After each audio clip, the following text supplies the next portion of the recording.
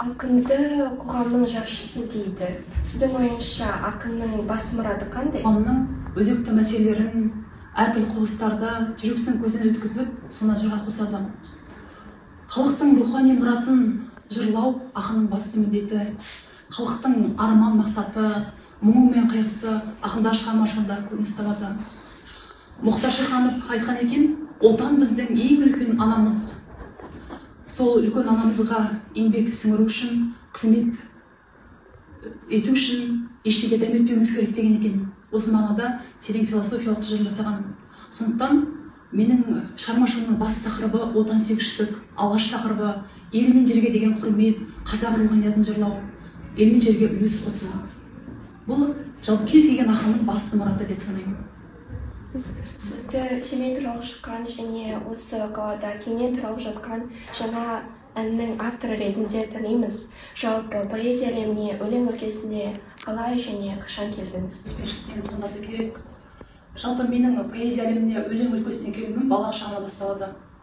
Халық даналарда былай дейді ғой, ұшқанда ұяда не көрсең, ұшқанда соны ілесің дейді халық даналығы.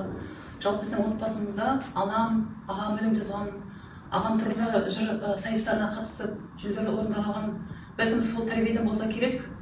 Менің ең алғашқы өлеңім анама және абайға деп аталды. Және ол аудандық газет журналдарда жарық көрді. Кейіннен Өскемен қаласындағы Сәрсен Аманжолов атындағы Шығыс Қазақстан мемлекеттік университетінде оқып жүрген кезде көрнекті қазақ ақыны, белгілі ақын Серік Абдуллин жетекшілік еткен облыстық шабыт ақындар мектебіне дәріс алып, сол мектепте өзімнің ақындық өнерін шыңдадым. Бұл жерде бұл ақындық мектептің басты мақсаты әрбір жексенбі сайын біздің ұстазымыз Серік аға әрбір жексенбі сайын жас ақындарды, студенттерді жинап бас қосу өткізетін, яғни өлеңдерімізді тыңдайтын, талдау жасайтын, бізге бағыт бағдар беретін. Және тағы бір бұл ақындық мектептің тағы бір ерекшелігі, тағы бір ұтымды сәті, сол дәріс алып жүрген жастардың көзін ашып, өнерге деген сүйіспеншілігін арттырып, бізді түрлі облыстық, қалалық, республикалық жыр мүшелеріне қатыстырып соған дайындайтын. Осы облыстық шабыт ақындар мектебінде жүріп, мен поэзия әлеміне деген, өлең өлкесіне деген қанатымды ары қарай қағып, кейіннен жайып, шығармашылығымды шыңдадым. Осы ақындық мектеп менің шығармашылығымды шыңдауға, тұлға болып қалыптасуына үлкен себепкер болды. Олар құйып берген сол тілмен бар ақылым, тілмен рух қос қанатың, алысқа самғай тұғын, бір қанат сынса егер, беймәлім қай жаққа барады.